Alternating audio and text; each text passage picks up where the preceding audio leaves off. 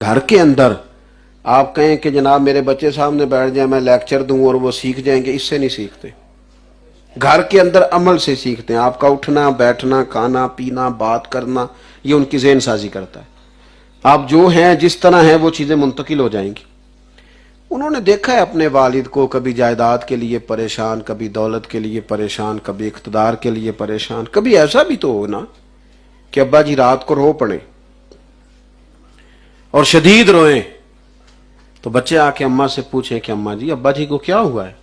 تو ماں کہے پتر تمہارے والد کو نا نبی پاک کا مدینہ یاد آتا ہے، یہ پریشان ہے، دیر ہو گئی ہے گئے ہوئے، اس کے اندر تڑپ ہے، یہ شہر رسول جانا چاہتا ہے۔ جب بچے یہ والی تڑپ دیکھیں گے تو پھر حضور کی محبت پیدا ہوگی، پھر نبی پاک کی غلامی پیدا ہوگی، پھر ذوق اور طرح کا۔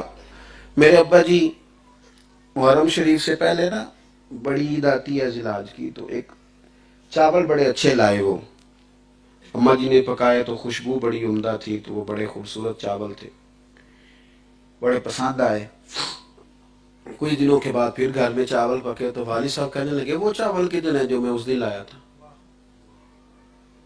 تو والدہ کہنے لگی وہ پیارے بڑے تھے، صاف بڑے تھے، میں نے رکھ لی ہیں، 10 محرم کو امام حسین کی نیاز دلوائیں گے، وہ زیادہ اچھے تھے، وہ میں نے ختم شریف کے لیے رکھے، نیاز کے لیے رکھے۔ دلوں میں چیزیں پیدا ہوتی ہیں ماں باپ کے سبب سے، لیکن ہم چاہتے ہیں کہ ہم نہ یعنی یہ سارا کام ظاہراً محبت ساری بچوں کے سامنے پیسوں سے ہوتی رہے، دولت اقتدار سے ہوتی رہے، اور انہیں کہیں چل محفل میں لے کے جاؤں اور وہاں سے تو محبت سیکھ کے آ، وہاں سے بھی سیکھے گا، لیکن جو ہمارے عمل سے سیکھے گا وہ کہیں اور سے سیکھ سکتا۔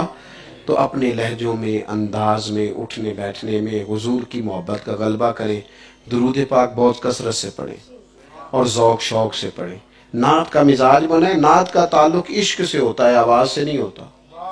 نعت گنگنایا کریں اپنی زبان، اور اتنی کہاوتیں کہانیاں باتیں جو یاد ہے تو نعتیں بھی تو یاد ہونی چاہیے۔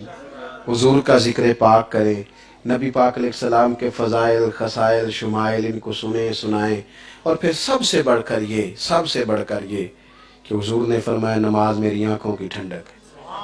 محبت رسول میں نماز بھی پڑھیں، حضور کی محبت میں سجدہ بھی کریں۔